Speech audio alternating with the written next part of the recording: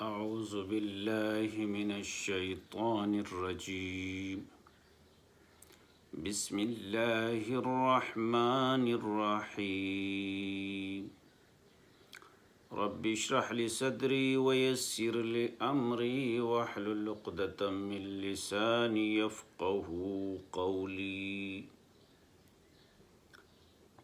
سامعین و ناظرین، آج درس قرآن کے سلسلے میں سورہ یاسین کو لے کر آپ کی خدمت میں حاضر ہے۔ آج انشاءاللہ تعالی آیات 70 سے شروع کریں گے، تو آئیے کہ آیات نمبر 70 کی پہلی تلاوت، پھر اس کا ترجمہ اور مختصر تفسیر۔ لِيُنذِرَ مَنْ كَانَ حَيًّا وَيَحِقَّ الْقَوْلُ عَلَى الْكَافِرِينَ، تاکہ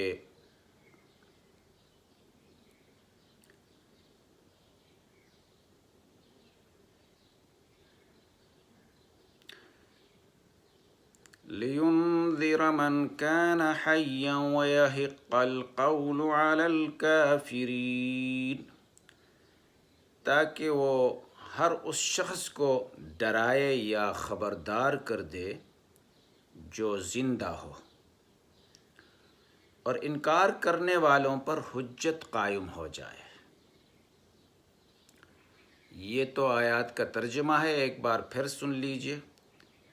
تاکہ ہر اس شخص کو خبردار کر دے یا ڈرائے جو زندہ ہو، اور انکار کرنے والوں پر حجت قائم ہو جائے۔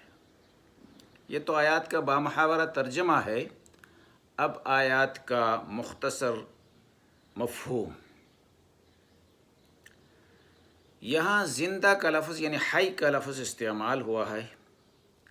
اس سے مراد جسمانی زندہ یا کچھ اور؟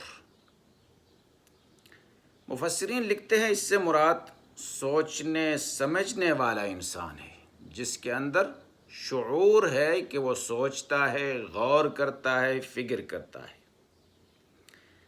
جس کی حالت جو ہے پتر کسی ہو،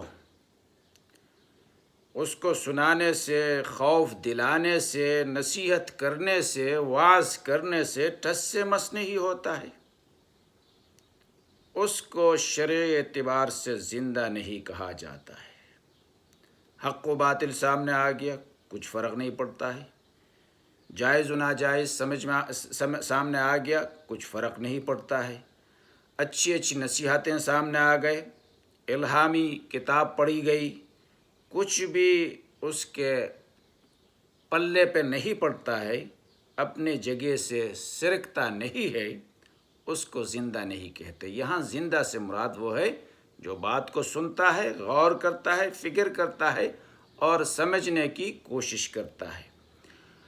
اوپر قرآن کا بیان تھا کہ اللہ نے فرمایا تھا الا ذکر و قرآن مبین۔ پیغمبر علیہ الصلوۃ والسلام کو جو دی گئی تھی وہ ایک نصیحت تھی اور قرآن تھی، اور قرآن کا کام کیا ہے؟ لوگوں کو ڈرانا، ان لوگوں کو ڈرانا کہ جن کے دل جو ہے کیا ہے؟ زندہ ہے، سوچتے ہیں، غور کرتے ہیں، فکر کرتے ہیں۔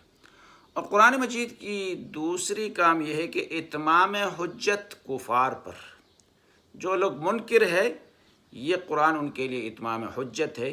قیامت کے دن وہ اللہ کے سامنے یہ عذر پیش نہیں کر پائیں گے کہ جی ہمارے پاس کچھ دستور نہیں آئے تھے، کچھ نصیحت کی چیز نہیں آئی تھی، اس لیے ہم اس طرح جو ہے گمراہ رہ گئے۔ اس طرح کوئی عذر پیش نہیں کریں گے، یہ ان کے لیے اتمام حجت ہے۔ آیات نمبر 71، اولم یروا انا خلقنا لهم مما عملت ایدینا انعاما فهم لها مالکون،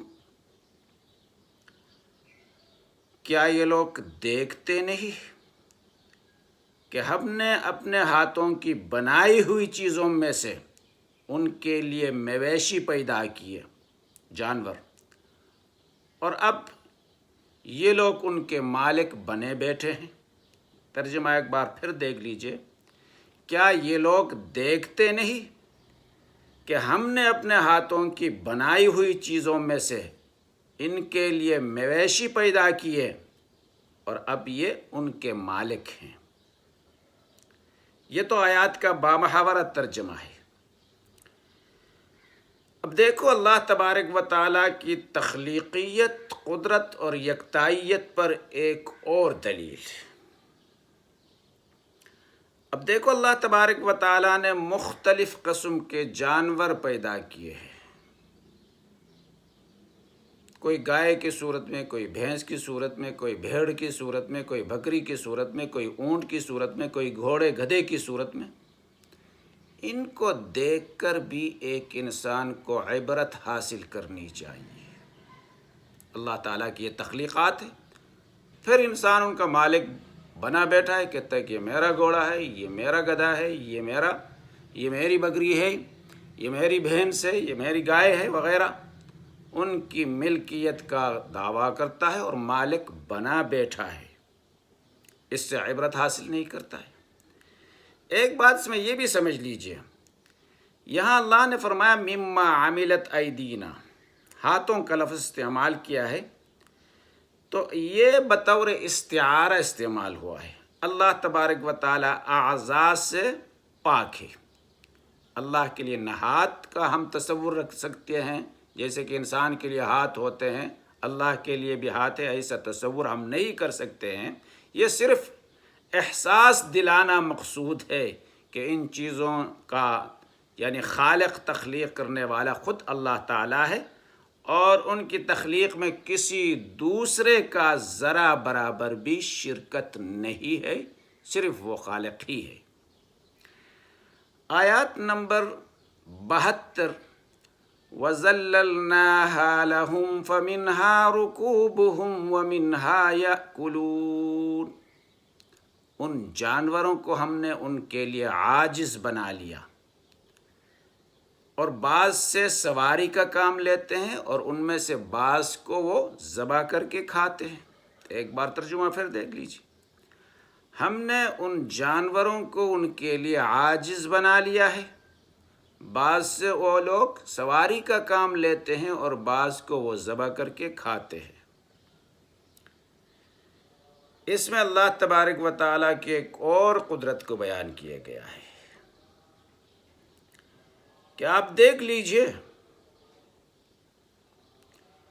کہ بڑے بڑے جانور، اونٹ کو دیکھ لیجئے، بیل کو دیکھ لیجئے، ہاتھی کو دیکھ لیجئے، گھوڑے کو دیکھ لیجئے، بھینس کو دیکھ لیجئے، کتنے ضخیم، کتنے قد و قامت والے جانور، انسانوں سے کئی گنا طاقت رکھتے ہیں۔ لیکن اللہ تبارک و تعالیٰ کے شان کو دیکھ لیجئے، ان جانوروں کو اللہ تعالیٰ نے بنی نوع انسان کے لیے ایسا عاجز بنایا ہے کہ ایک بچہ بھی اونٹ کے ناک پہ نکیل ڈال کر کھینچتا ہوا آگے آگے چلتا ہے، یہ اس کے تابع ہو کر پیچھے پیچھے چلتا ہے۔ ایک گھوڑے پر ایک بچہ اس کے پشت پر بیٹھتا ہے، یہ گھوڑا اس کے فرمانبرداری کے ساتھ چلتا رہتا ہے، جس طرف اس کو لے جانا چاہے یہ لڑکا، یہ بچہ، تو یہ اسی طرف چلتا رہتا ہے۔ بھینس کو دیکھ لیجئے، ایک انسان آرام سے اس کا دودھ نکالتا ہے، وہ آرام سے اس کے لیے عاجز ہو کر اس کے سامنے تابع ہو کر رہ گئی ہے۔ یہ اللہ تبارک و تعالیٰ کی کمالات ہے۔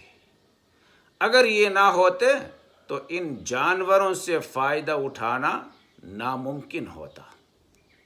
اللہ کی اس نعمت عظمیٰ کا شکر بجا لانا چاہیے، اللہ پر ایمان لانا چاہیے۔ آیات 73، وَلَهُمْ فِيهَا مَنَافِعُ وَمَشَارِبُ أَفَلَا يَشْكُرُونَ،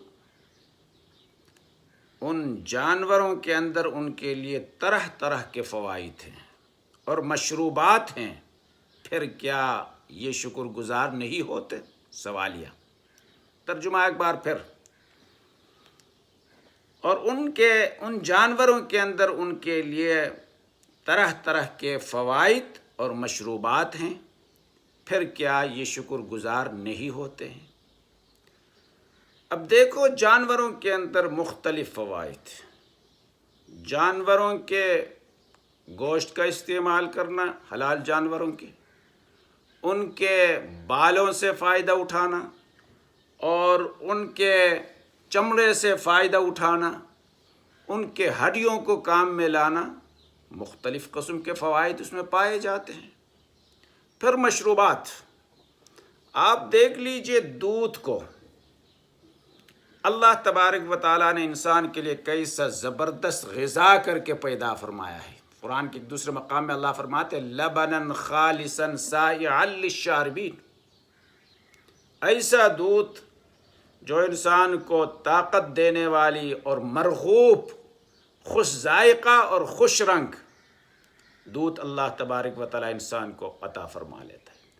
ذرا معمولی سوچ لیے انسان کہ دیکھو گوبر اور خون کے درمیان میں سے ایسا صاف اور شفاف، خوش ذائقہ اور خوش رنگ دودھ اس کو مہیا کون کرتا ہے؟ اس کے بارے میں انسان کو سوچنا چاہیے۔ پھر بھی انسان جو ہے ناشکری کرتا رہتا ہے، شکر گزار نہیں بنتا ہے، کسی اور کی طرف منسوب کرتا ہے کہ یہ چیز فلاں بت نے دے دیا، فلاں بڑے ہستی نے مجھے دے دیا، پیر صاحب کی دعاؤں سے یہ ہو رہے ہیں، پیر صاحب نے مجھے عطا کر لیا ہے۔ کتنی زیادتی کی بات ہے، خود سری کی بات ہے یہ کہ اللہ تعالیٰ آپ کے ساتھ وہ احسانات بنا رکھا ہے، احسانات کرتا رہتا ہے، شب و روز اس کی نعمتوں کی بارش تم پر ہوتی رہتی ہے، اور پھر بھی تم کہتے ہیں یہ کسی بت نے ہمیں دے دیا یا ہم جیسے انسان نے ہمارے لیے ان کو تخلیق کر لیا ہے۔ کتنے ناشکری والی بات ہے جی، کفران نعمت ہے، کتنا کفران نعمت ہے۔ آیات نمبر 74 وَاتَّخَذُوا مِن دُونِ اللَّهِ آلِهَةً لَعَلَّهُمْ يَنصُرُونَ، یہ سب کچھ ہوتے ہوئے انہوں نے اللہ کے سوا دوسرے خدا بنا لیے ہیں۔ وَاتَّخَذُوا پکڑ لیے ہیں من دون اللہ، اللہ کے سوا، آلِهَةً دوسرے خدا، دوسرے معبود، لعلہم ینصرون، یہ امید رکھتے ہیں کہ ان کی مدد کی جائے گی۔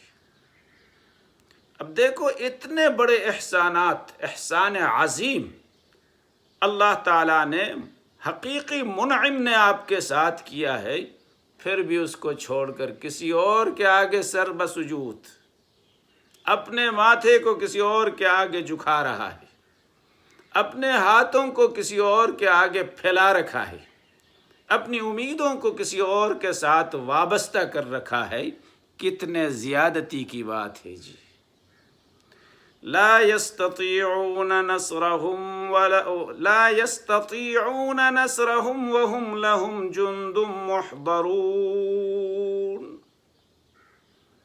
وہ ان کی کوئی مدد نہیں کر سکتے، بلکہ یہ الٹے ان کے لیے حاضر باش لشکر بنے ہوئے ہیں۔ ایک بار پھر ترجمہ، وہ ان کی کوئی مدد نہیں کر سکتے بلکہ یہ الٹے ان کے لیے حاضر باش لشکر بنے ہوئے ہیں۔ آیات کا ترجمہ ہے یہ۔ اب آیات کا مطلب مفہوم واضح ہے، یعنی یہ جھوٹے معبودین جن کو معبود بنا رکھے ہیں، بیچارے خود اپنی بقا، اپنی حفاظت، اپنی ضروریات کے لیے ان عبادت گزاروں کے محتاج ہیں۔ گر جاتے ہیں، اٹھانے کے لیے ان کے عبادت گزار آتے ہیں، گرد و غبار پڑتی ہیں، صفائی کے لیے یہ آتے ہیں۔